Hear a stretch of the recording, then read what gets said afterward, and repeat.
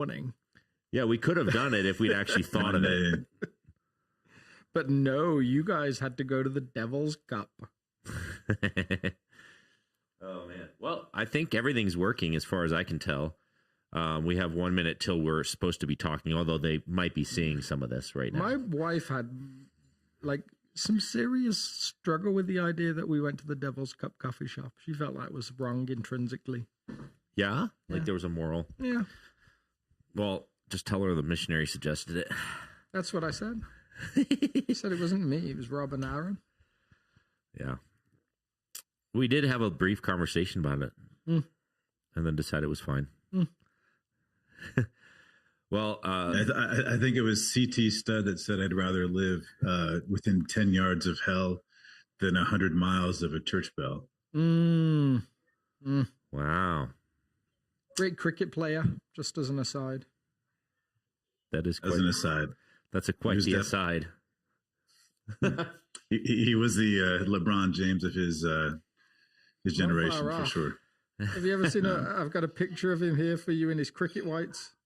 There you go. There you go. All right. Ta-da. Was it? I didn't even have to search for that. That's just on my my background all the time. I'm a huge C.T. Studd fan. Yeah? No. He's a really fascinating character. Yeah. In a lot of ways. Well, hello, everyone. We're live. Did they catch the C.T. Studd? Oh, I'm almost certain they did. So the downside with all of this is the fact that everyone's going to see on my screen the fact that I'm checking whether we're actually live. And we are. Look at that.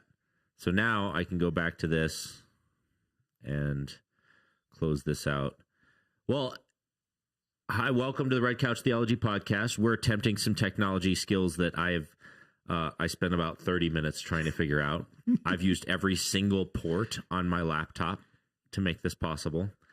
I'm not even actually sure where the audio is going and coming from. But in theory, you're hearing all of us. And we'll find out later if we aren't. It sounds better than it sounds in my headphones, because all I can hear is like echo, echo, echo. Oh, really? I'm just reverberating. Every time I talk, I can hear me. Like there's a delay on it? No, I just can hear me. I don't usually hear me like this. Oh, yeah. Yeah. Yeah. You must deal with this all the time. Yeah, I live in this space, so this is very familiar. Most people aren't as comfortable hearing their own voice in their head quite as much, but I do it every weekend.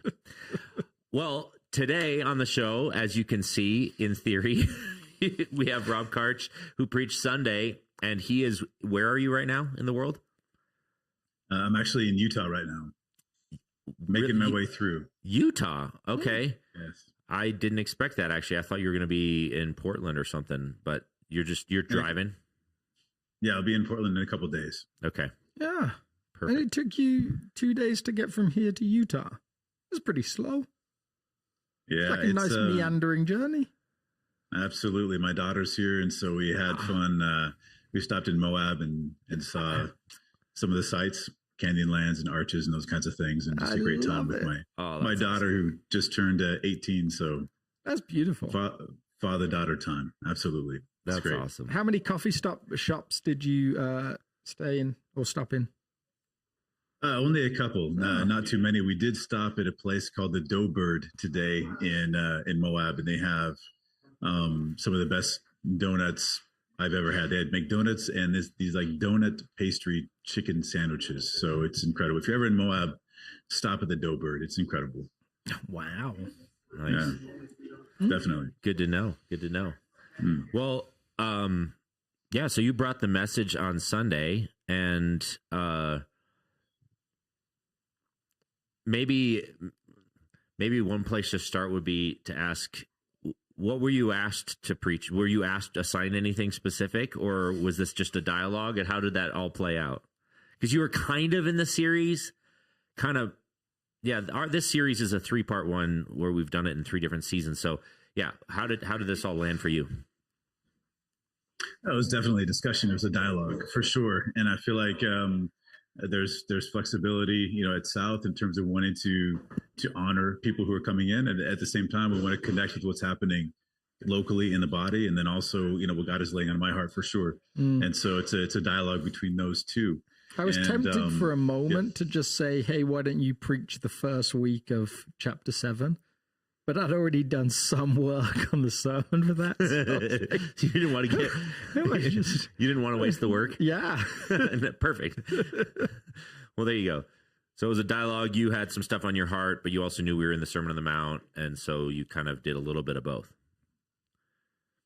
Yeah, and I think conceptually it fits together really well. I think the struggle is, like, even with this podcast format here, ideally this would be a 4-hour podcast right now, because what the sermon was about, and the struggle is, how do we get from point A to point B in terms of understanding some of the realities conceptually of the kingdom of heaven, but then how does that impact our lives practically? Yeah, and it's really hard to, because we're starting at a place naturally as human beings that is so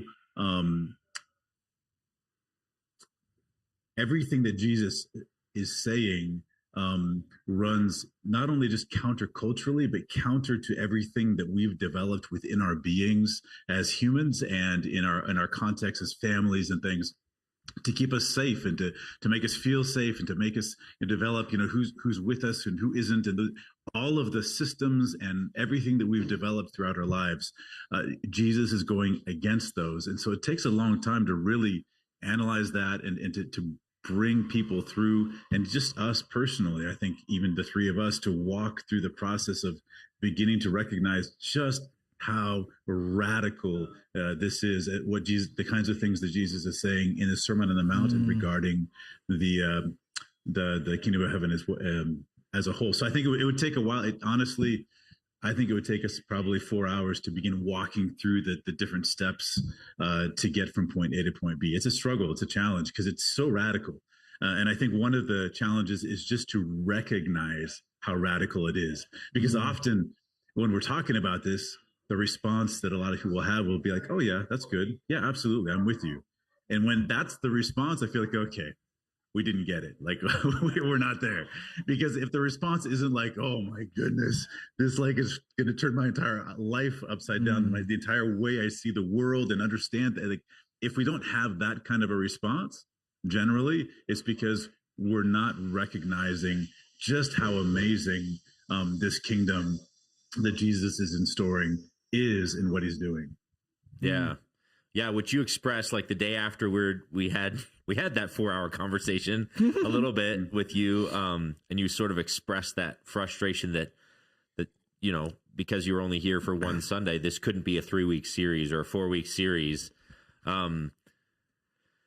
So what I'm hearing you say is partially that like you almost need like a whole week on like the sociological or like psychological makeup of how humans function in the world, and then another whole week on what is the kingdom and what's the makeup of the kingdom, then another week where those two things clash together, and then another week that says what's the new humanity supposed to be in light of all of that, or something like that. It's, and you tried to cram it all into 1 week, and you expressed on the next day there was a little bit of frustration, like, I feel like I just barely started.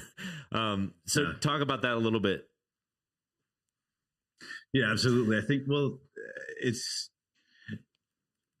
for me, it's a grieving process. I have to walk in and just say, all right, I'm only going to be able to share a small piece of what God laid on my heart, and that's it. Yeah.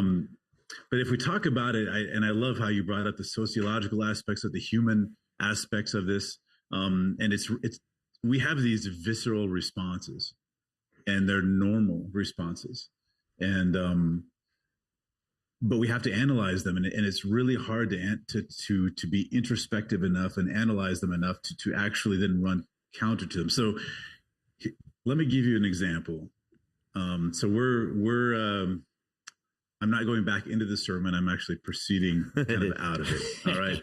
So imagine you guys wait, have proceeding before it or proceeding after it? Can you proceed before? Well, wherever.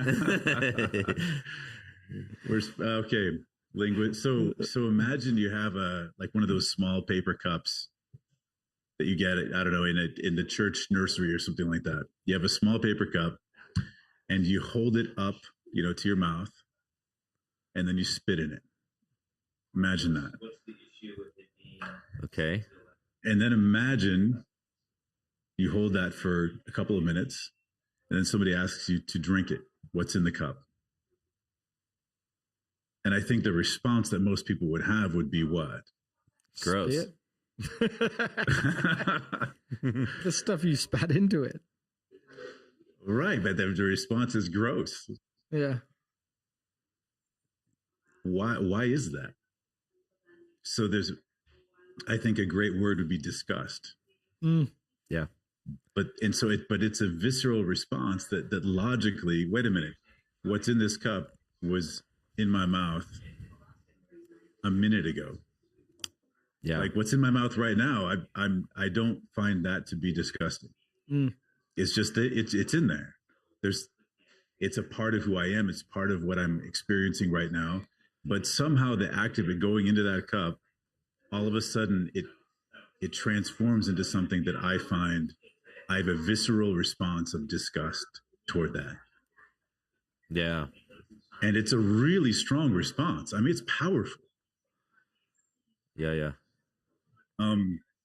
I was talking with somebody a while ago, maybe a year ago, from Lebanon, and some of the experiences that she went through in her early life, and she was sharing part of her life story. And generally, I mean, a great person that strives to love people and all of this. But when we mentioned, and I'm going to go along the same lines here, we mentioned the concept of loving Arabs. Yeah. And her response was, ugh, Arabs, ugh. Like that was her response. She didn't have necessarily a verbal, but she had this ugh response. Yeah. And it was tied into a lot of her experiences as a young girl and all of this and whatnot. But I would venture to say that's the same response, right? That's the same response that we would have drinking our spit back from that cup. It's that response of disgust. Yeah. And if we take that a couple steps further, it's the same kind of response that in various levels and various degrees that we as humans develop toward people that we view as being so different, or so perhaps maybe we might view them as being unsafe or being in an other category, that often, even for those of us who have traversed cultural boundaries and linguistic boundaries, there are certain people or certain types of people or certain groups of people that we may still have that visceral disgust response.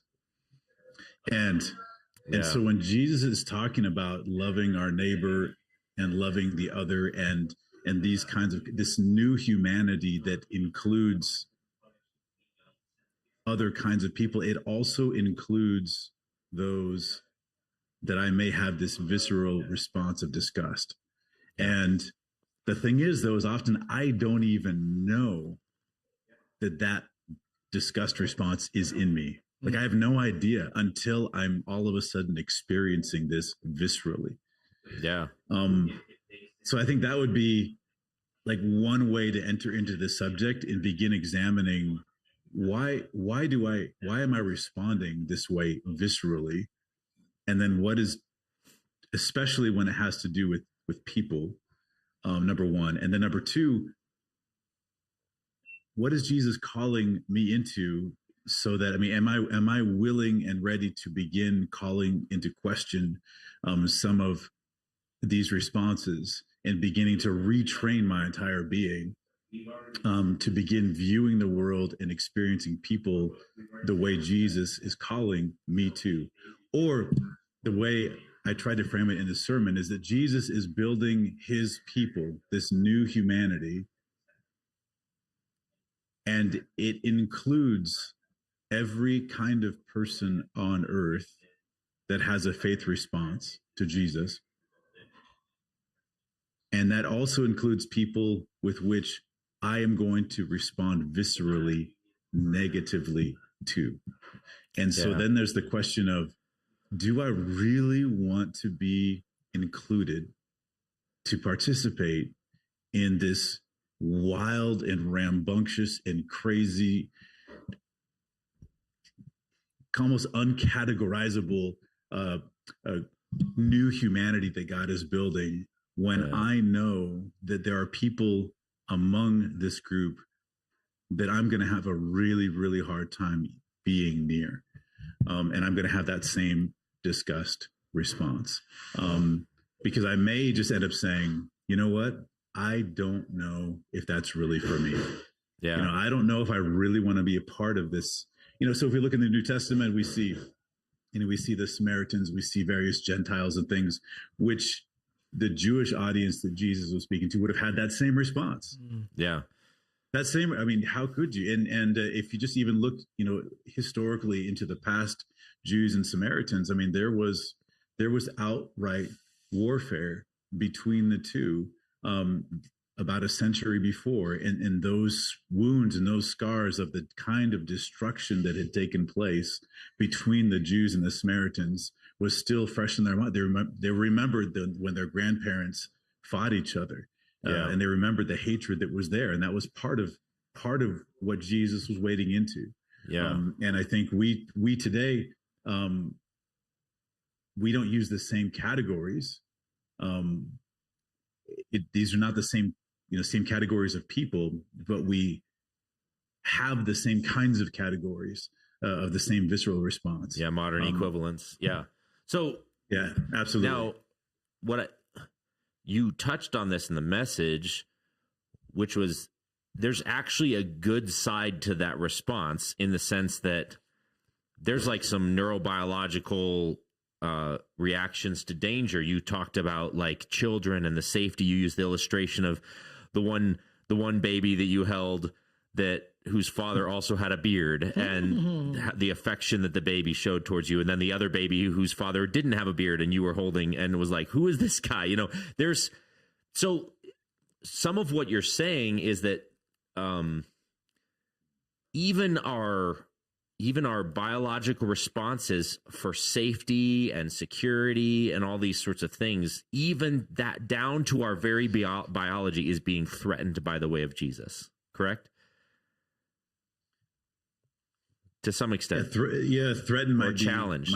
Might be a good word. I think Jesus is asking us to retrain the way we see and view people, and so that we respond to different categories. We respond to kingdom of God, kingdom of heaven categories, rather than the old humanity categories. So the old humanity categories are like physical, biological features.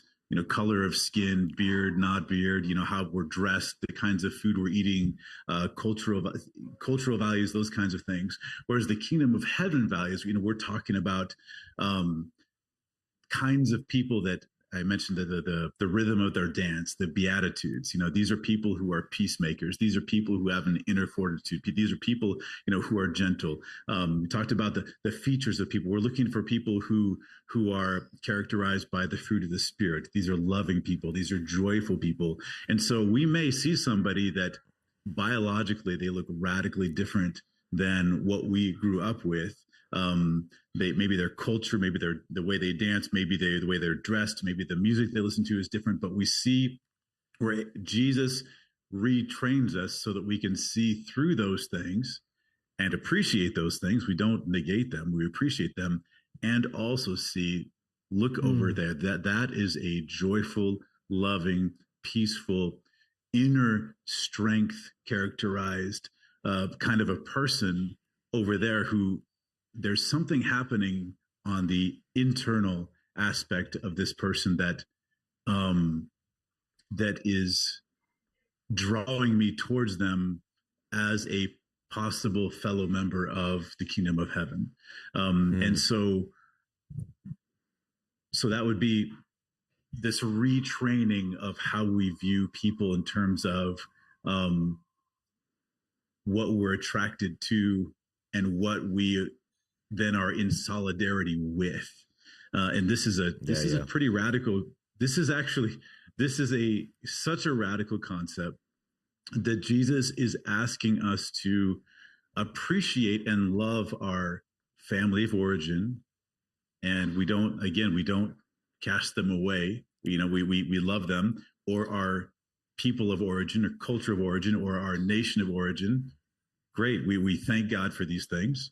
And so, I was born and raised in the United States, but I spent most of my adult life in the French-speaking world. Aaron, you spent a good chunk of your childhood in Africa. And so those are some of the categories that you can thank God for that. And I'm sure it also led to a lot of things that you've learned from that, difficult situations. Alex, obviously you on the other side of the pond, also the homeland, mothership, England, British, exactly. Really little mothership. Yeah. Not on the maps. So let's jump into, I want to jump into some of the practical implications of this also that are radical for me, is that Jesus is asking us to recognize, so if he's calling us into his kingdom, the kingdom of heaven, that we're part of this new humanity where our primary solidarity is in Jesus, with Jesus, and other people who have also responded in faith to Jesus. This becomes our primary solidarity over and above these other solidarities, these other loyalties that we have. So absolutely, I want to take care of and love my family of origin, whatever. I want to do that. But fundamentally, then my primary loyalty is going to be with Jesus. So if I could draw two aspects of this concept of loyalty. First of all, when I'm sitting, I think Americans actually specifically are much more sensitive to this concept than other peoples, most other peoples anyway. So when I talk about this concept in Quebec, it feels like it's a lot easier to be more direct and more confrontive, and people are fine. They're like, oh, okay, absolutely. Whereas in the United States, I think when we talk about national loyalty, we talk about things like the Pledge of Allegiance. We talk about things like, what does it mean to be a citizen of America and American and all of these things. I feel like Americans are a lot more sensitive to, I feel like there's a fragility there amongst Americans that doesn't exist amongst most other peoples. And so I have to be careful about that. But what happens is, because when somebody is saying, no, my primary loyalty is not to the United States. Mm-hmm. Yeah. It's not. That feels to a lot of people like betrayal. Yeah. I mean, that feels like, what do you mean? You how can you have another loyalty over and above this nation, our people that was founded in 1776, et cetera, et cetera, et cetera, right? Yeah. And so that's a really difficult thing for not everybody, but for a lot of people. So I don't know. So this would be the one first aspect I'd like to draw out about this question of loyalty, when we recognize that Jesus is calling us to see people through a different set of categories that are fundamentally about people who have had a faith response to Jesus. There's one aspect of this. There's another aspect also where Jesus is calling people to fundamentally see that every human being was made in the image of God and has inherent value and worth. Yeah. And that inherent value and worth has nothing to do with our functionality, what we're able to do, where we were born, our status, biological features, any of those things. So fundamentally, that Jesus is kind of the great equalizer in that sense, that everybody has inherent value. Everybody, and it doesn't have to do with our intelligence. It doesn't have to do with any of those things. And it doesn't have to do with our nation of origin either. Yeah. Mm-hmm. Fundamentally. So, all right. So I want to come to the second. So the first piece is that when we recognize that Jesus has our primary loyalty, that feels like betrayal. And I'll just, before I get to the second piece first, I think, Aaron, you and I talked about this issue with the Anabaptist movement. And one of the things about the Anabaptist movement, you had the Reformation with Martin Luther and John Calvin and et cetera, all of these reformers. Yeah. But they still generally held to a infant baptism, and I don't want to have that debate here right now. But when the Anabaptist movement with people like Menno Simons began, it was this idea of what they would call believers baptism. The only people we baptize are people who have consciously had a faith response to Jesus, and we're going to baptize them. But the thing is that baptism, infant baptism, was tied into people's their national identity at the same time. So when they're baptized as an infant, they aren't only baptized into the church, they're baptized as a member of the body of that people nationally. Yeah. And so I think we've talked about this before. So in Quebec, we don't call them birth certificates. Mm-hmm. We call them baptismal certificates. Mm-hmm. So that's just, even in the language, there's no such thing as a birth certificate in Quebec, because you're a baptismal certificate, because that's when you are recognized as a member of the church and a member of a citizen of the people. So one of the things that happened is when we try to understand, like, why was there such a vicious backlash, a violent backlash to the Anabaptist movement? I mean, that included murder and drowning of people. I mean, this violent backlash. Yeah. And when I began to realize that because infant baptism was tied into people's citizenship, they recognized believers' baptism as a rejection of their citizenship to their nation. And so there were political ramifications to that. It wasn't just a religious concept. And so if I was to fast forward to today, now I'm not saying that we should do this, okay, at all. I'm going to preface the example. Okay, now I'm excited. Let's get into this. But imagine if each time we baptized somebody at South, we also asked them to publicly burn their American passport. I'm not saying we should do this, but that I believe that the response or the reaction, the violent reaction to Anabaptism, the Anabaptist movement, was something along the lines of a recognition that the Anabaptist movement was also, it felt like a rejection of people's national identity. So it would have been, and like, if we did ask for that, some of the emotional response there would have been maybe somewhat equivalent, is what you're saying, correct? Well, could we even imagine if we did something like that at South? We said from now on, everybody who's baptized, they would publicly also burn their what do we think the emotional response would be? Yeah, pretty intense. Alex doesn't have one anyway, so I don't.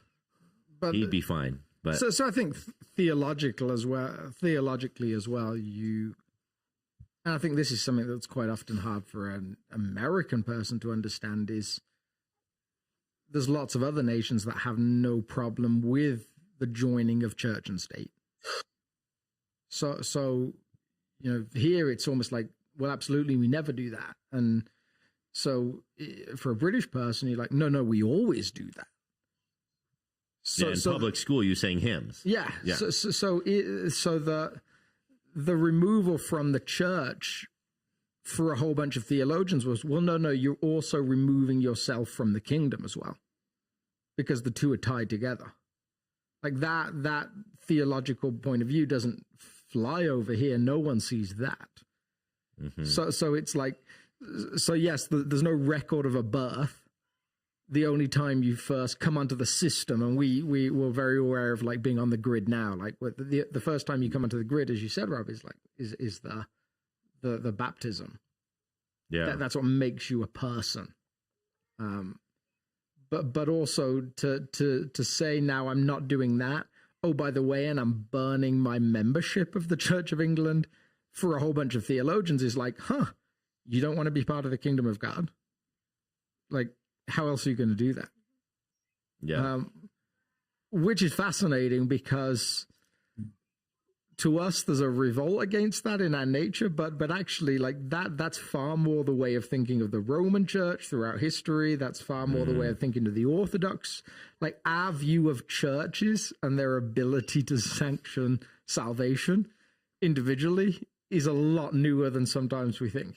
Yeah, and then speaking to like many followers of Jesus around the world, probably maybe even most of the followers of Jesus around the world, they have a much clearer understanding of the intensity of this commitment to the way of Jesus. Because like in some of the Middle East or in, I know a missionary in Indonesia, and he basically said, well, yeah, when they choose baptism, they're basically putting a target on their back. Yeah.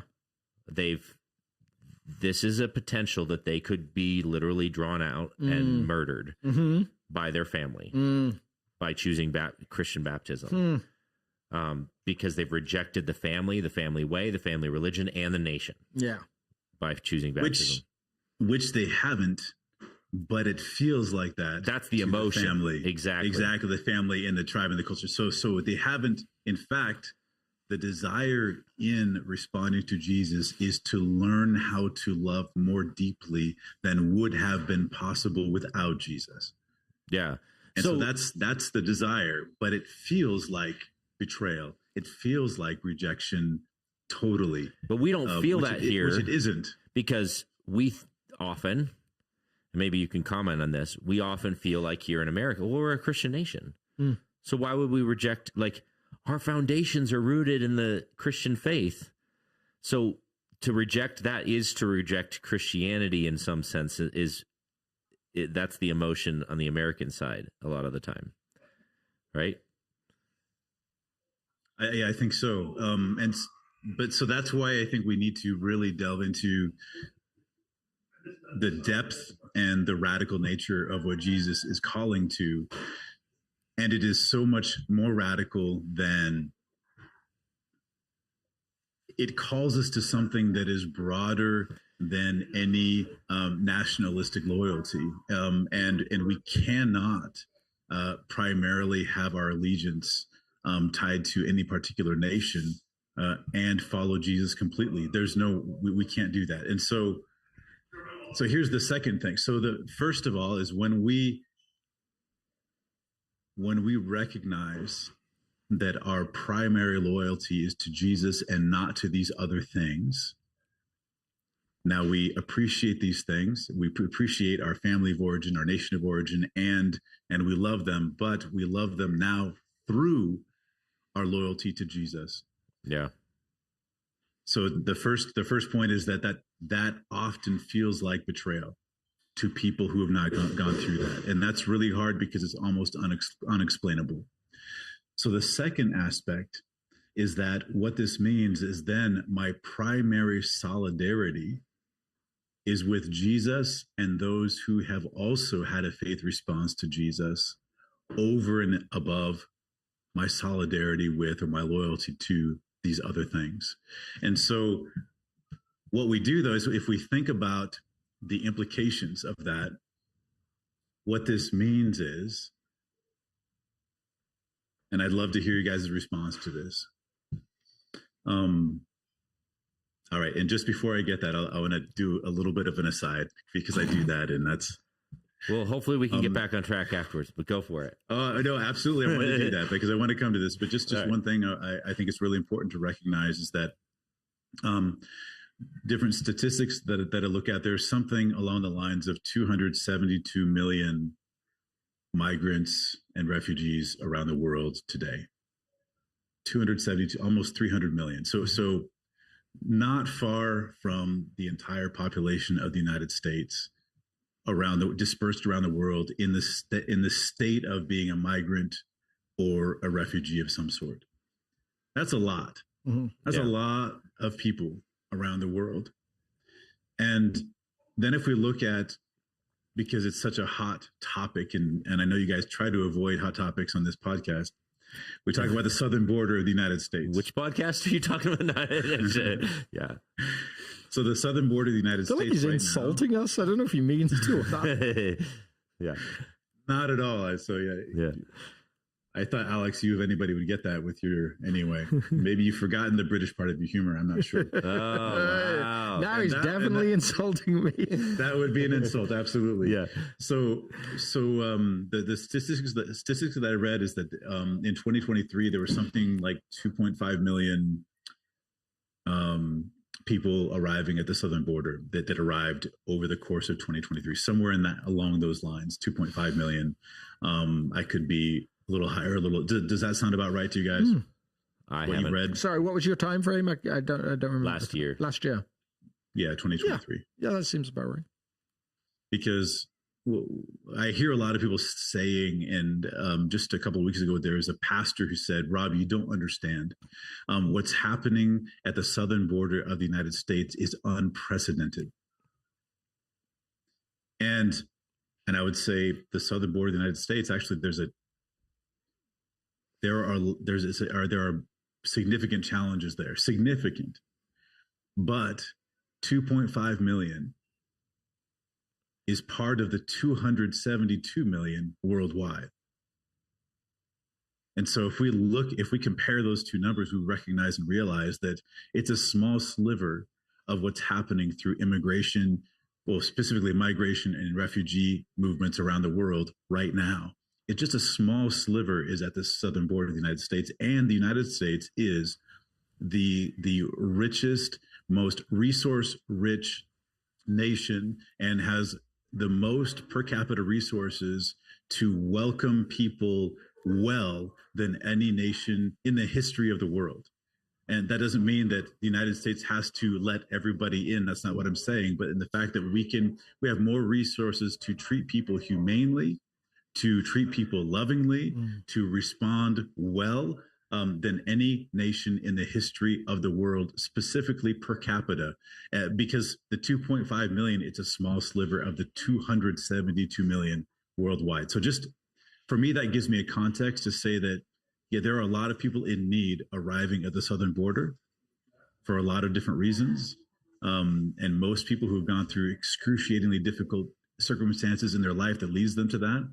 And we, as a people, American of origin, me, so I'll put myself in the we have more resources per capita to respond to that than anybody else. So that's the aside.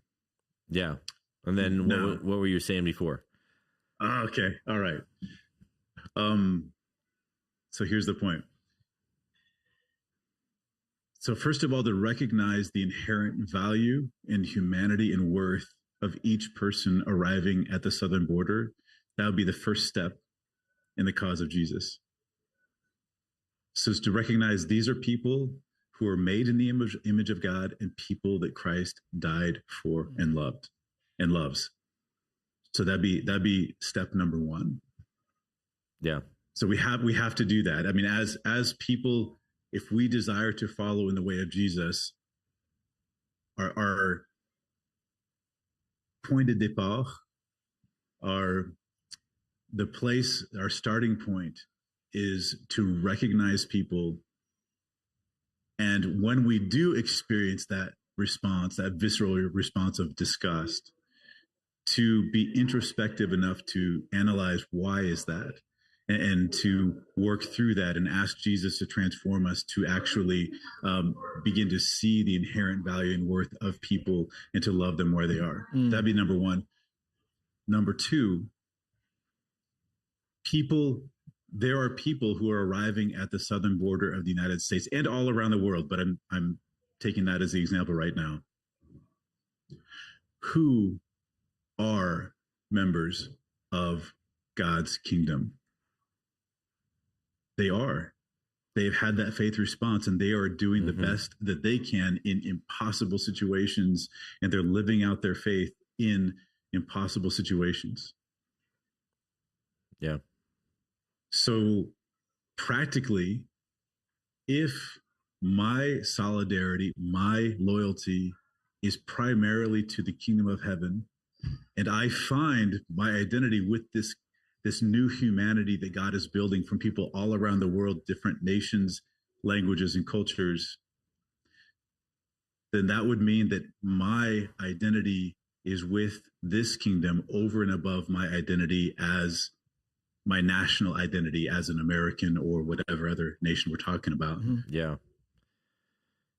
So that would mean that my loyalty would go with, my solidarity would be more with these people attempting to live the way of Jesus in impossible situations on the southern side of the border, over and above people who are not on the northern part of the border, who share the same passport. Mm-hmm. Yeah. And so what does that mean for churches who claim to be members or part of the kingdom of heaven? That means we have brothers and sisters who are arriving at the southern border who are part of this kingdom that's broader than what it means to be an American, or any other nation. So I think the practical ramifications of that are radical, because that my identity is more with them than with the former us of as a national identity. Yeah. I'm trying to work out what that means practically, but I think we as a church we're fundamentally functioning along the lines of the old humanity, based on nation of origin, nationalism, culture, language, because we see people arriving at the southern border of the United States and other nations as well.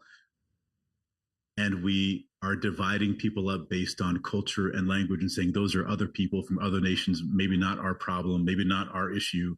Yeah. When in reality, wait a minute, these are people who are actually our brothers and sisters in Christ. Yeah. These are people who are members of the kingdom of heaven that we're going to be with for the rest of eternity. And for whatever the reason, God is allowing them to come and arrive at the national border that separates us, but it will not separate us forever. So there's a practical element to that is so radical, because our identity surpasses it extends beyond any national border, any cultural border, any linguistic border. Yeah. And I think that's something that we're going to have to deal with as an American church, something that we have not come to grips with in terms of our identity following Jesus. What are your guys' thoughts on this subject? For me, I feel like I feel like there's something that is so radical in seeing the world through the lens of the kingdom of heaven over and above the lens of national borders. It's a radical way of seeing the world that I'm trying to come to grips with myself. Yeah. So I would say that. So I think generally it's really hard for people to move from the mass to the individual, and they have to go from the individual to the mass. So I do think that, and we've talked about this at South before, like 52% of American Christians describe their Americanness as more important than their Christianness. So you see that now I would guess probably at South, it's not 52% of people at South. I would guess if you're wired that way, you probably didn't stick around over the years. Like I don't think that's something that just I brought. I think it's something that Ryan brought. I think it's I think it's been that culture's been around for a while at South. It seems like it's growing. Like this emphasis is growing also. Yeah. So I think that, C.S. Lewis talks about this actually. Like there's something about asking people to picture a mass of people that allows them to say that they hate them when they don't really. So you saw this in the wars with Germany and Britain. Mm-hmm. And he actually writes about this, like you have all of these people in Britain that go on about how much they hate the Germans. And then a young German pilot crash lands and ends up at their back door, and they give him cigarettes and sandwiches and send him on his way. It's a facade. It's not real. So people portraying masses of people, actually, they allow it to feed into people's fears. So I think for us, like as a church, one of the things we get to do is we get to work with a lot of immigrants weekly or bi-weekly in the food bank context. So lots of people that volunteer in that context get to actually interact with people that have turned up in the country 2 weeks ago that somehow made it across that border or came in through some different avenues, and they actually get to show them the love of Jesus. That, I think, is transformative, and you can go from that to feeling differently about the crisis and how you deal with it. Now, I don't think any of us are saying that actually a strategy is for a government, oh yeah, it just doesn't matter. That actually probably is unworkable. But I do think we do see people genuinely meet people from other countries, find that common connection in Christ. Yeah. And that has been transformative for them. Yeah, we talked about this pretty heavily in the middle section of the Sermon on the Mount a couple different weeks in a row, where there was this complexity, of, first allegiances, second allegiances, right? Mm-hmm. First allegiances to the kingdom of God. Mm-hmm. I mean, I think I even said during the sermon, the Lord's Prayer series, like when you pray, let your kingdom come, you're also praying, I hope that America dies. I mean, I hope that you're gonna have to clarify that statement, what that means. But no, it's not. Did you say dies or diminishes? Diminishes. It weakens. Yeah. It's like and I went on and to say and that Russia diminishes, and Ukraine diminishes, and Israel, and because ultimately what you want is the kingdom to eventually gradually grow and subsume all of it, and that the way of Jesus and the heart of Jesus would then take over all of those things. But the complexity of that is that we wrestle with it on the podcast multiple weeks for even like in the economics section where we talked about that after the sermon. There still may be a calling for someone to serve in the government. And then what's your responsibility fiscally, and like how do you care for the citizens of a town? And there's limited resources and you're over budget, and there's only 2 cities in the entire United States that are on budget currently. Is there? Yeah. Which 2 of those? I think one's in Oklahoma and one's, I don't know, somewhere else in the Midwest. But so like on budget because they slashed a lot of things they shouldn't have, right? Yeah, maybe. I don't know. Or something. Who knows? Right? Yeah. There speaks the Canadian. There you I go. love it. Yeah. Brother. So tax them high, baby. Like these are big, they are radical statements in the sense that like this is where your first allegiance lies. But then when the rubber meets the road, it is way more confusing because then how do I vote? And how do I, like, let's say I'm called to a position in government office, and my responsibility is first to citizens of this nation. And we kind of threw up our hands multiple times. Like it is complicated. It takes a fear and trepidation and a prayerfulness in the presence of Jesus to say, how do I write policy or engage with policy when none of the options are good? Wasn't it Martin Luther that basically said like the Sermon on the Mount doesn't work on a civic level? Like, you got to live it out as an individual. And we read it, we're like, ooh, I don't know if I agree with that. But as the church proper, by God's grace, the invitation is that we can actually operate and fly at a higher level than the government can. Now, the tricky part is when you're a member of a church and you're called in various different ways as a citizen or as vocationally in the government itself. Then, this is why I'm so grateful God never called me to government. It's got to be so confusing to try and live in the way of Jesus with the heart of Jesus if you're in those positions. It's tricky stuff. There's my response. Let's talk about that. Can we talk about who to vote for? We have sure. We have about 10 minutes left. And I have got to go to the bathroom so bad. You guys can talk about it for a moment, but I am literally going to explode if we continue. That's absurd. You can't hold it for 10 minutes. We're going to bladder. Do you have I had to go 15 minutes before the podcast started. What a pansy. Tell us who to vote for. Oh, man. I'm not allowed to vote, so I have not thought about it. No, I mean, yeah, I just to broach the subject, I think it's really important. But I think primarily, so if you ask the question who to vote for, we have to have a response for that in the United States and in Quebec and in Alberta, Manitoba, in Canada, in China, in France, in Nigeria, and in every nation that the political parties, right, they divide based on different categories. Yeah. And so fundamentally, sure, we're involved and we vote. And we vote knowing that no political party fully represents the way of Jesus. Sorry, can I just clarify? Did you say we have to have an answer when people say, who should I vote for? Because I would say I categorically do not have an answer and will never have an answer. I guess I did say that. Right. That's never, not what never I meant made me by too that. much of a stretch. Yeah, but, I guess what I meant when I said that was that if we're going to say we have to have an answer in the United States, then we should also have an answer for all of these other different nations that have radically different political parties. And so we can't pretend like the American system, is the only way to see things. Sorry, in the he's world. back. So I'm amazed. Yeah, sorry about that. Start over. No, yeah. I just said my policy has always been I will not tell people how to vote. Now I'd like to. Well, I would say.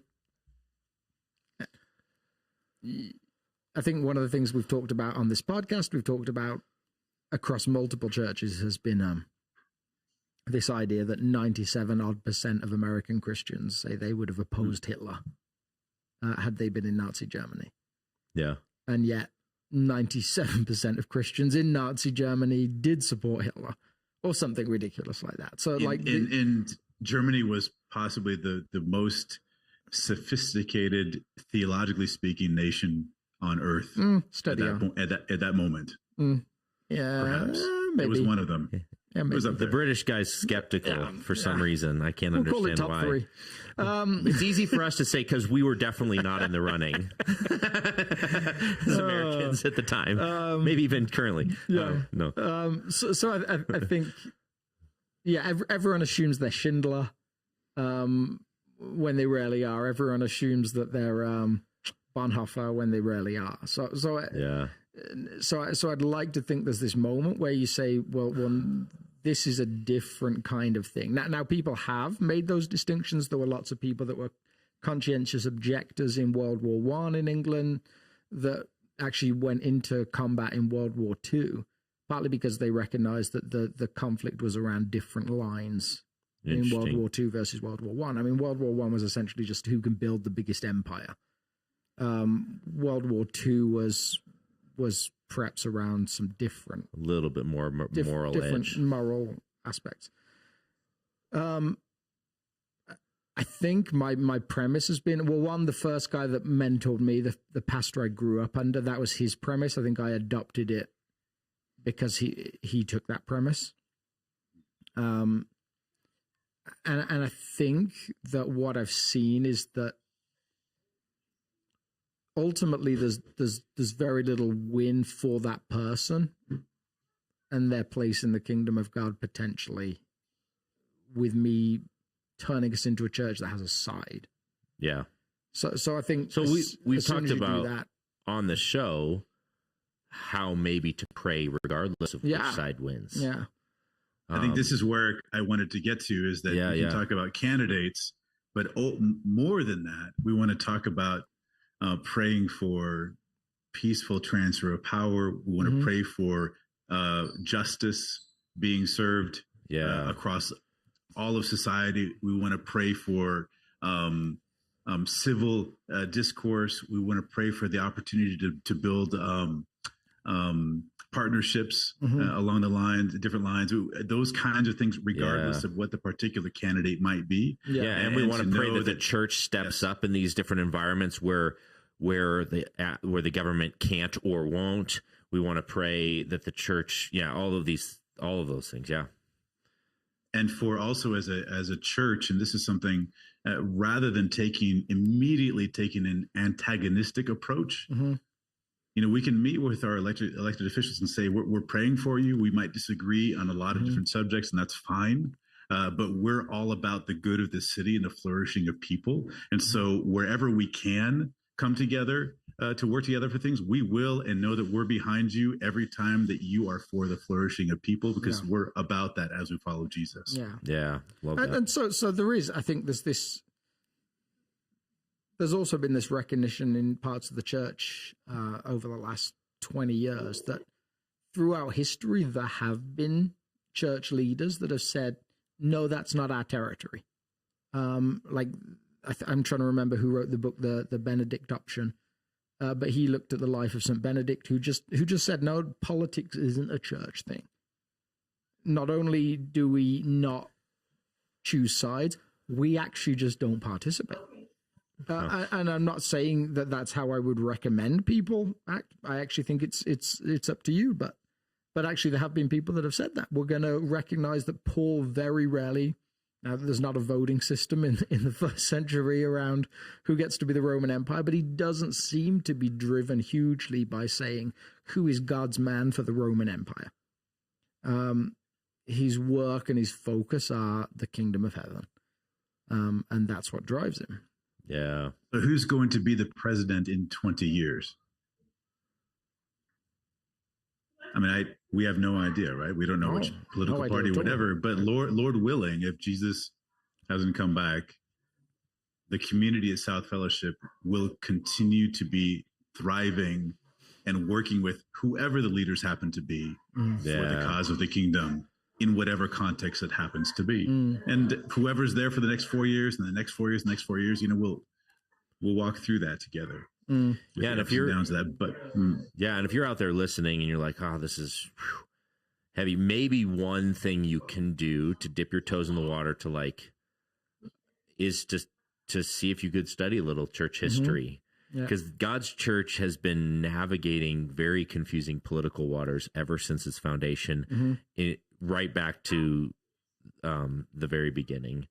And you can see when the church engages in healthy ways with political systems, and you can see when it engages in very unhealthy ways and the impact it has on God's ultimate goals in the world. And I think it softens the blow a little bit to look back in history and see when we've misstepped throughout the years, because the Roman Empire was super antagonistic initially, and then it full on embraced Christianity. And which one of those was better for the movement of the gospel?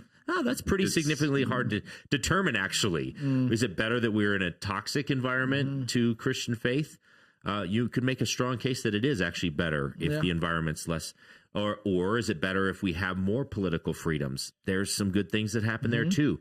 It's just really, church history is a great way of softening our current moment and saying and getting a little bit of perspective. So I think one of the things I see people wrestling with, especially in the recent election cycles, is when you vote for someone, and let's just pick the big election, the one where people feel like they have the most knowledge of the candidates, the presidential election. Are you voting for what you see as the perceived morals of the platform, and which morals particularly? Yeah. Or are you voting for the morals of the person, and which morals, depending on your viewpoint? I think that's where people see, like, that you see people look at each other with these baffled expressions, like, how can you vote for that? I've had conversations in the last month with people on both sides that have said basically, well, one person said, I'm voting for Biden because I will never vote for Trump. So like that's their thing. And then the other person said exactly the same thing, but the other way around.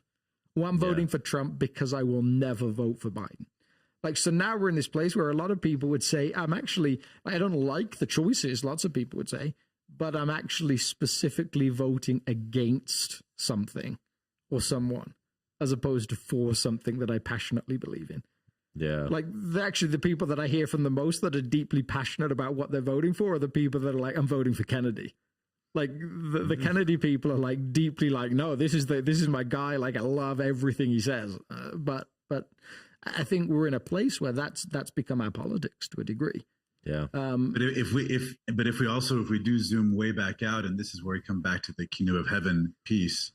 Well, it zooms into the individual, interpersonal, but also zooming way back out. So when we do arrive in a place, arrive in North Africa, we meet somebody and they look us in the eye and they say, "He's risen." You know, so wherever the political systems go, wherever the other things go, I'm with Jesus, and it's a struggle, and it's a day.